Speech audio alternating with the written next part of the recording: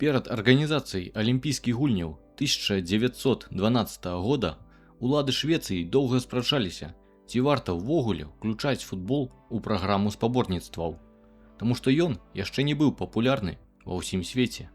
Праз 12 гадоў у Парыжы футбол стаў настолькі важным для гульняў, што ён даваў траціну даходаў. Вітаю, сябры! Вы на канале Fergie Time, і сённяшні выпуск будзе прысвечаны першаму чэмпіянату свету ў гісторыі, што адбыўся ў 1930 годзе. Падпішыцеся на канал, біце ў звон і пастаўце падабайку. 15 падабаек, і я раблю выпуск пра наступны чэмпіянат свету 34 года ў Італіі, што застаецца, імаверна, самым скандальным турнірам у гісторыі. Нягледзячы на тое, што правядзеннем алімпійскага футбольнага турніру займалася FIFA, агульнае кіраўніцтва і ўмовы падпарадкоўваліся патрабаванням алімпійскага камітэту. Адной з умоў быў аматарскі статус футбалістаў, што прымушала некаторыя зборныя адпраўляць аматараў на турнір замест профі. За дзень да пачатку алімпіяды ў Нідерландах 26 траўня 28 года Кангрэс FIFA ў Амстэрдаме пад кіраўніцтвам Жуля Рэмэ прагаласаваў за арганізацыю новага чэмпіянату свету па футболе ў 30-м годзе, які будзе адкрыты для ўсіх краін сяброў FIFA. Італія, Швецыя, Нідерланды, Іспанія і Уругвай падалі заяўкі на правядзенне мерапрыемства. Аднак у 1929 годзе пачаўся шырока вядомы эканамічны крызіс пад назвай Вялікая дэпрэсія, што моцна ўдарыў па эканоміках Еўропы. Уругвай жа ў той час быў на ўздыме і быў гатовы закрыць усе выдаткі, у тым ліку дарогу камандам і пражыванне усім зборным, а таксама збудаваць новы стадыён. Вазе уругвайскай заяўцы дадаваў чэмпіёнскі статус іх каманды. Яны выйгралі абодва алімпійскіх футбольных турніры на алімпіядах. Таксама справа правядзення чэмпіянату стала палітычнай, бо ў 30-м Уругвай святкаваў стагоддзе сваёй першай канстытуцыі, і гэта было прэстыжным адсвяткаваць такім чынам дзяржаўнае свята. Калі сталі вядомы фінансавыя прапановы Уругвая, а няго ж рэшта краін адклікалі свае заяўкі, і гаспадар быў абраны аднагалосна. Месца правядзення выклікала абурэнне еўрапейскіх зборных. Напрыклад, Германія і Італія адмовіліся ехаць на турнір, спаслаўшыся на доўгі шлях, як і вялікая колькасць іншых еўрапейскіх зборных. 4 брытанскія каманды не маглі ўзяць удзел у турніры, бо не былі сябрамі FIFA у выніку канфлікту з арганізацыяй. Першапачаткова спаборніцтвы планаваліся як турнір з 16 камандамі. Аднак і такой колькасці не набралі, таму кваліфікацыі не было. А паглядзець пра няўдалыя адборы на чэмпіянаты свету зборнай ГДР з Бернтам Штанге можна па спасылцы ў версіі экрана. Усяго прынялі ўдзел 7 паўднёва-амерыканскіх каманд, больш, чым калі-небудзь. У той жа час, за 2 месяцы да пачатку турніру, ніводная каманда з Еўропы афіцыйна не падала заяву. Румыны зрабілі гэта толькі пасля ўмяшання манарха Караля II. Ён асабіста адбіраў склад каманды і вёў перамовы з працадаўцамі, каб гарантаваць, што гульцы застануцца працаваць пасля вяртання з турніру. Французы падалі заяўку пасля асабістага ўмяшання Рэмэ, але не ўсе гульцы і нават трэнеры змаглі паехаць на турнір праз праблемы з абавязкамі на асноўнай працы. Бельгійцаў атрымалася залучыць праз ініцыятыву нямецка-бельгійскага віцэ-прэзідэнта FIFA Радольфа Зельдрэерса. Зборная каралеўства Югаславія, далей буду казаць наўпрост Югаславія, планавала ўдзел, аднак праз унутранацыянальныя спрэчкі унутры краіны і байкот каманда была сфармавана выключна з сербскіх гульцоў з Белграду, без харватаў, славенцаў, баснякоў ці македонцаў. Гэтую каманду у прэсе часам называлі нават зборная Белграду. З 2 азіяцкіх краін, якія ў той час былі сябрамі FIFA, Японія і Сіям, сучасны Таіланд, абедзве вырашылі не браць удзел у спаборніцтвах праз доўгі шлях морам, што мусіў дожыцца болей за месяц у адзін бок. Егіпет, адзіная афрыканская каманда, якая падала заяўку, мусіла адплыць у Амерыку з Марсэлю. Аднак праз шторм іх карабель затрымаўся ў міжземным моры, і акіянскі лайнер Фларыда адплыў без іх, а іншых караблёў у тым напрамку каб паспець своечасова, не было. Французскі гулец тую вандроўку прыгадваў так: «Мы ехалі туды 15 дзён на караблі Конте-Верде. Мы адплылі ў кампаніі бельгійцаў і югаславаў. Мы рабілі асноўныя фізічныя практыкаванні і трэнаваліся на палубе. Трэнер нічога не казаў нам пра тактыку». Такім чынам, усяго ва Уругвай прыехаў чортавы тузін каманд.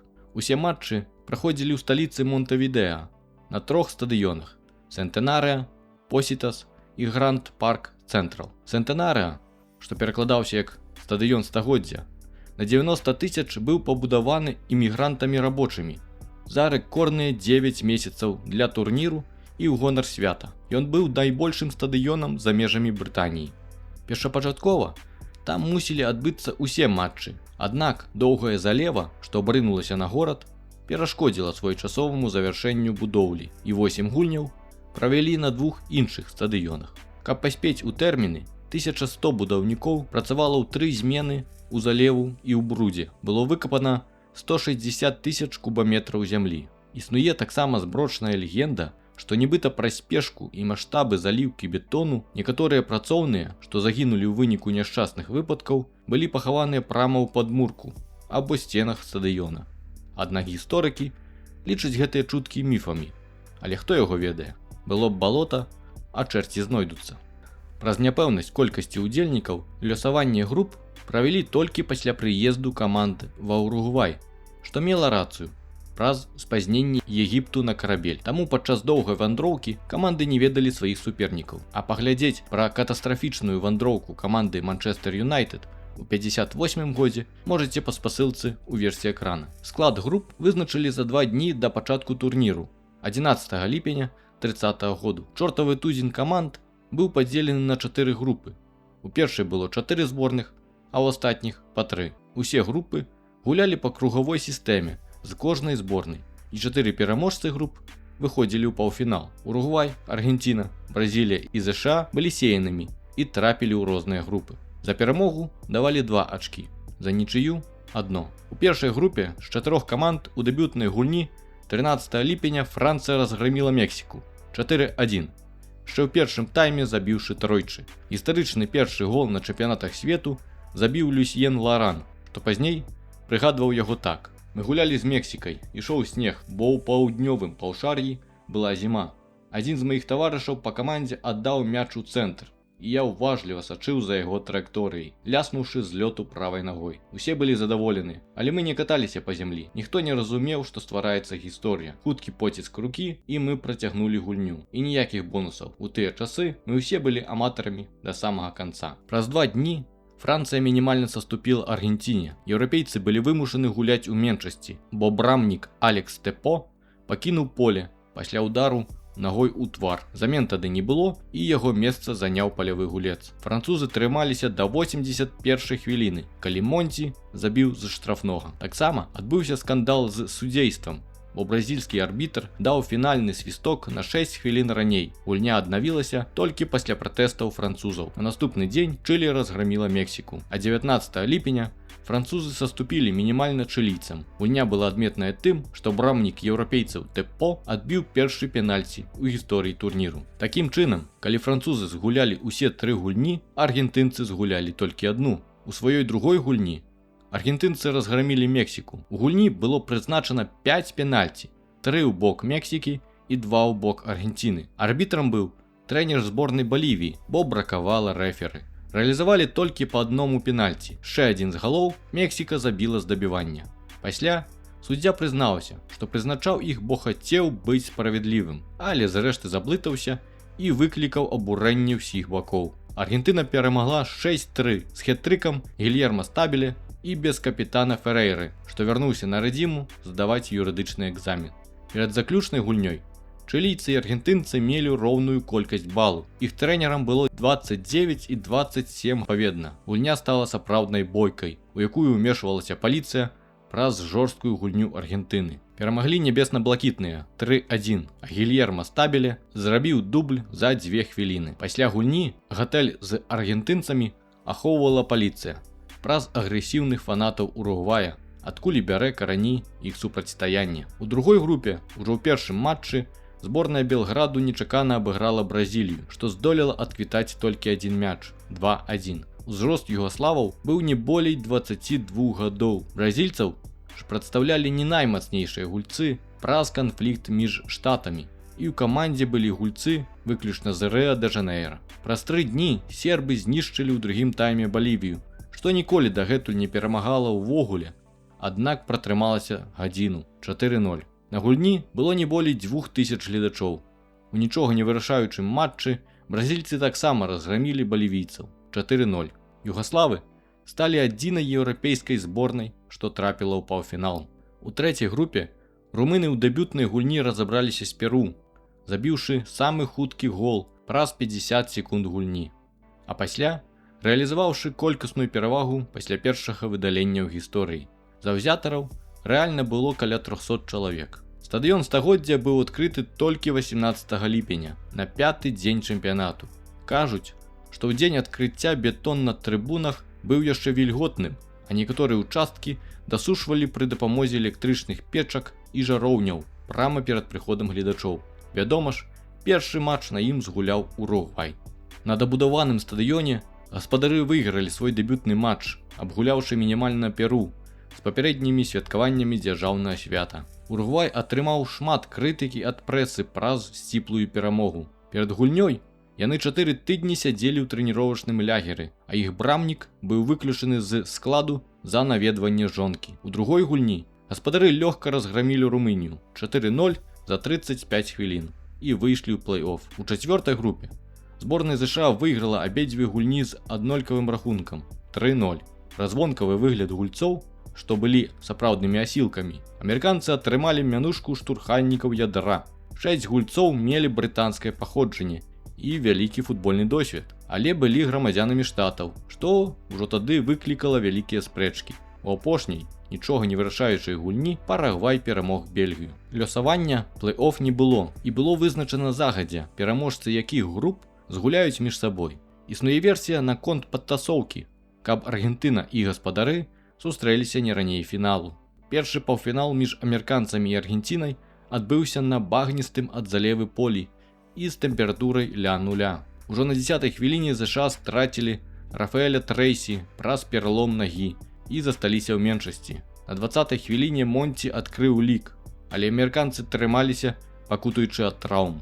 Падчас дапамогі адному з гульцоў лекар каманды выпадкова разбіў бутэльку з хлараформам, удыхнуў вялікую колькасць пароў і страціў прытомнасць ля гульца. Лекара вывелі з поля пад рогат заўзятараў. Толькі ў другім тайме амерыканцам перастала ставаць моцы, зборная рассыпалася і яны саступілі 6-1 Аргенціне. У другім паўфінале Югаславія нечакана выйшла наперад, дзякуючы Джорджа Вуядзінавічу, а пасля забіла і другі гол, што быў скасаваны праз спрэчны афсайд. Затым ужо Уругвай павёў з лікам 2-1, а на 31-й мінуце падчас атакі гаспадароў мяч дакладна пакінуў поле, але адзін з паліцыянтаў, што стаяў ля яго, нагой штурхануў мяч назад у гульню. Уругвайскі гулец падхапіў гэты мяч і забіў трэці гол. Бразільскі арбітр, нягледзячы на шалёныя пратэсты югаславаў, залічыў гол. У другой палове уругвайцы забілі яшчэ тройчы і перамаглі з лікам 6-1 перад 80 000 заўзятараў.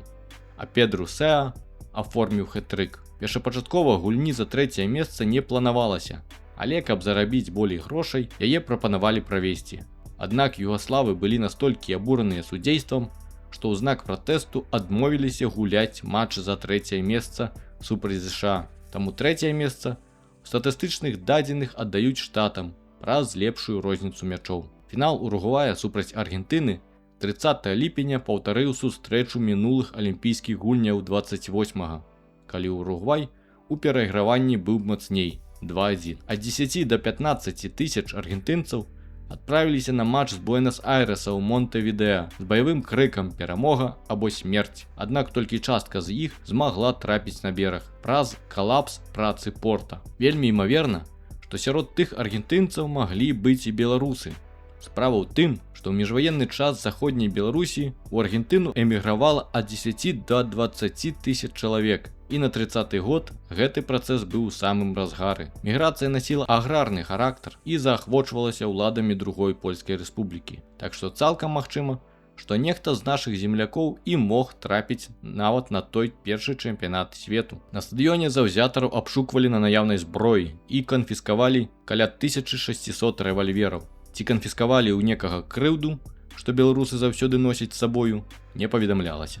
Вароты стадыёна стагоддзя былі адчынены а 8 гадзіне, за 6 гадзін да пачатку. І да поўдня стадыён быў запоўнены, сабраўшы 93 тысячы заўзятараў. Бельгійскі суддзя пагадзіўся быць рэферы пры ўмове, што ля стадыёна будзе стаяць заведзенае аўто, якое адразу пасля свістку адвязе яго ў порт на карабель, што адыходзіць у Еўропу. Таксама узнікла спрэчка, чыім гуляць мячом, бо кожная зборная мела свой і настойвала, што яны адпавядаюць стандартам. У выніку вырашылі першы тайм гуляць аргентынскім, а другі уругвайскім, што быў крыху большы і цяжэйшы. Зорцы Аргенціны Монці пагражалі смерцю напярэдадні матчу, аднак ён выйшаў на поле. Лік адкрылі гаспадары, адзначыўся Пабло Дорадо. Пасля аргенцінцы дамінавалі і сышлі на перапынак, ведучы 2-1. Другі гол Гільермо Стабеле выклікаў абурэнне гаспадароў праз магчымы афсайд. У другой палове Стабеле мог падвоіць перавагу, аднак схібіў, а гаспадары перахапілі ініцыятыву і забілі 3 галы запар, перамогшы 4-2. Пасля уругвайцы жартавалі, што іх мяч ведаў дарогу да варот. Чацвёрты гол гаспадароў забіў Эктар Кастра, што не меў правай рукі ніжэй за локаць, праз тое, што адрэзаў тую электрапілой у юнацтве. Тым не менш, калецтва не перашкодзіла яму стаць адным з найлепшых нападнікаў свету. Уругвай дадаў тытул чэмпіёна свету да звання алімпійскіх чэмпіёнаў. Жюль Рымэ уручыў кубак кіраўніку Уругвайскай футбольнай асацыяцыі.